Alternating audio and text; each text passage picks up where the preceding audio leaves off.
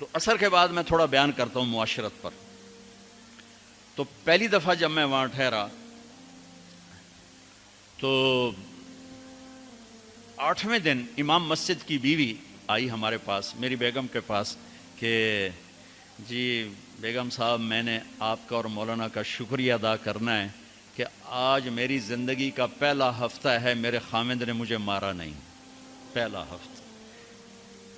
امام مسجد، امام مصلی پہ کھڑے ہونے والے، کہا پہلا زندگی کا ہفتہ ہے میرے خامند نے مجھے مارا نہیں، ورنہ میری ہر دوسرے دن پٹائی ہوتی تھی.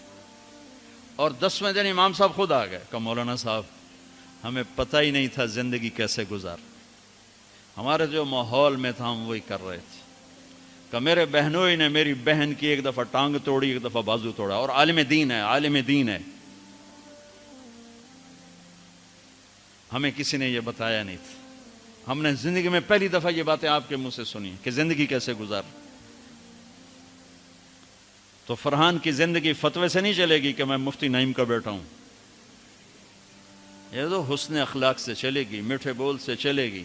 میرے نبی حضرت عائشہ کو لقمے بنا کے کھلاتے تھے، کوئی اظہار عشق تھا، اللہ کی قسم اظہار تعلیم تھا، تعلیم تھی. سکھایا کہ زندگی گزارنی کیسے. ان کو آٹا گوندھ کے دیتے تھے، چونکہ ابھی شروع میں ان کو آٹا گوندنا نہیں آتا تھا تو آٹا گوندھ کے دیتے تھے. اور عرب بڑی بڑی بوٹیاں پکاتے تھے تو حضرت عائشہ بوٹی اٹھا کے ایسے نوچتیں اور پھر رکھ دیتیں. تو اللہ کے نبی بوٹی اٹھا کر جہاں سے حضرت عائشہ نے نوچا ہوتا تھا وہاں سے نوچ نوچ کے دکھا کے کھاتے تھے. میرے رب کی قسم اظہار یہ ہمیں تعلیم دی ہے کہ زندگی کیسے گزاریں. پھر بڑے بڑے پیالے ہوتے تھے پانی پینے کے، چھوٹے گلاس نہیں. چھوٹا گلاس تو بخل کی نشانی، اب تو اور چھوٹے ہو گئے کہ کپ کو گلاس بنا دیا. میرے بچپن میں مجھے یاد ہے اتنا بڑا گلاس ہوتا تھا، اور ڈیرے میں جتنے مہمان ہوتے تھے، کچی سڑکیں ہوتی تھیں، مہمان کو ہمارے رشتہ دار یا دوست نہیں، راہگیر مسافر ہوتے تھے، ہر مہمان کو دودھ پلایا جاتا تھا رات کو. چونکہ جانور زیادہ ہوتے تھے تو ہمارا اکرام زیادہ سے زیادہ یہی ہوتا تھا، تو ہم سارے مہمانوں کو دودھ پلاتے تھے. تو ایک مہمان آیا ہمارے دادے کا زمانے کا، چاچا لال. اب گلاس چھوٹے ہو چکے ہیں، تو وہ جب نوکر نے دودھ پیش کرنے کے لیے نا آگے بڑھا تو اس نے گلاس دے کر کہنے لگا پتر میں نہیں پیندا.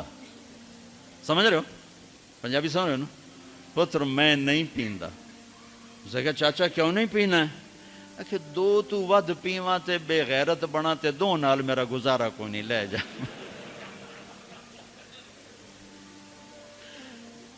تو بخل کا زمانہ آ گیا، چھوٹی چھوٹی گلاسیں آ گئی.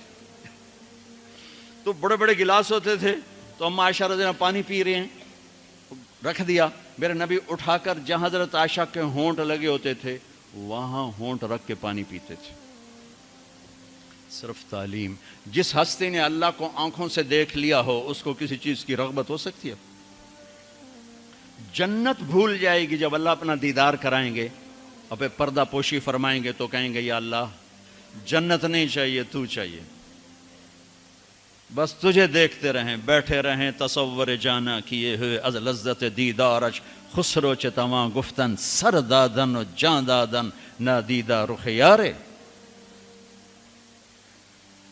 امیر خسرو کہہ رہے ہیں کہ یا اللہ بن دیکھے تیرے لیے لوگ سولیوں پہ چڑھ گئے، اوروں سے چر گئے، چھروں سے کٹ گئے. بن دیکھے تیرے عشق میں جب تجھے دیکھیں گے تو کیا حال ہوگا.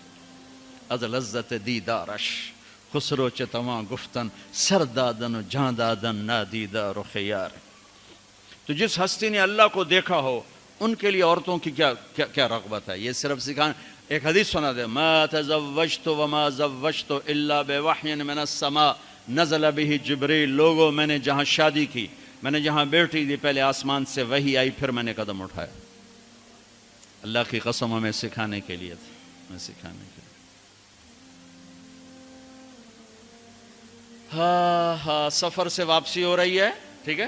آپ نے صحابہ سے کہا چلو بھائی تیز ہو جاؤ، وہ سارے تیز ہو گئے، یہاں تک کے نظروں سے غائب ہو گئے. ٹھیک. تو اب کون رہ گئے؟ اما عائشہ اور میرے نبی. تو اما عائشہ نہیں، میرے نبی نے کہا عائشہ دوڑ لگائیں، دوڑ لگائیں، لگائیں. اللہ اکبر. مفتی نعیم کا اتنا بڑا پیٹ، یہ دوڑ لگائے گا بیگم کے ساتھ؟ وہ مولا منظور مینگل کا اس سے بھی بڑا ہو گیا، یہ لگائیں گے؟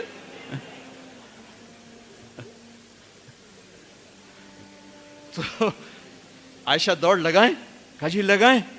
تو حضرت عائشہ فرماتی میں آگے نکل گئی لیکن ابھی پیچھے رہے. پھر کچھ عرصہ گزر گیا، کئی سال گزر گئے. پھر ایک سفر سے واپسی ہو رہی، آپ نے کہا ہاں بھائی آگے جاؤ. وہ سارے آگے جا گئے، اجل ہو گئے. آپ نے کہا عائشہ دوڑ لگائیں؟ کہا جی لگائیں. تو کہا ان دنوں میں موٹی ہو گئی. تبدنت کا لفظ مجھے یاد ہے کہ میں موٹی ہو گئی تھی. تو جب دوڑ لگائی تو لیکن ابھی آگے نکل گئے. تو آپ نے کہا عائشہ ہذہ بتلک، اب تو میں برابر ہو گئی. اللہ کی قسم زندگی سمجھانے کے لیے تھا. جہاد کا سفر سارا صحابہ کا قافلہ ہے، جنگ کا زمانہ ہے، دشمن چاروں طرف ہے، اور ہم اما عائشہ رضی اللہ عنہ اونٹ پہ بیٹھیں اور ہاتھ لگایا تو ہار غائب. فرمایا میرا تو ہار کوئی نہیں، میں تو نہیں جاؤں گی، میرا ہار ڈھونڈو. تو میرے نبی نے نہیں فرمایا چل بیٹھ، اتنے لوگوں کو تو پریشان کرتی ہے، تجھے پتہ نہیں میں نے سبق پڑھانا تو میرے پیچھے پڑ گئی. طلبہ میرا انتظار کر رہے ہیں. آپ نے کہا بھائی عائشہ کا ہار ڈھونڈو. سب ڈھونڈنے میں لگ گئے. شام ہو گئی، سورج چھپ گیا اور ہار نہیں ملا، اور اس کے بعد تلاش بند ہو گئی. اندھیرے میں کہاں ملے گا؟ اب کیا ہوا؟ پانی رات کو عشاء میں ختم ہو گیا، فجر کی نماز کا وقت داخل ہونے والا ہو گیا، اور پانی کوئی نہیں، تیمم کی آیات نہیں اتری. لوگوں نے ابو بکر کو تانے دینے شروع کہ تیری بیٹی کی وجہ سے اب نماز کا کیا بنے گا. ابو بکر غصے میں آئے اما عائشہ کے خیمے میں. تو اللہ کے نبی گود میں سر رکھے سو رہے تھے. اب آپ تو باپ تھے، تو آ کر اب بول تو سکتے نہیں، اور چہرے سے دوری تیری وجہ سے ہی ہو، اور یہاں پسلی میں ماری انگلی، زور سے انگلی ماری. تو کہتے میں ایسے سخت ہو گئی تاکہ میرا بدن حرکت نہ کرے کہ کہیں اللہ کے نبی اٹھ نہ جائیں. تو چہرے سے غصے کا اظہار کر کے، اور میرے والد مرحوم جو تھے نا وہ گالیاں بہت نکالتے تھے، ان کی بخشش کر. پنجاب کے ذمہ دار کیا تھے. جب میں تبلیغ میں لگ گیا تو اب وہ عادت مجھ سے شرماتے تھے. تو جب میں ہوتا تھا نا تو نوکر کو بلا کر اس کو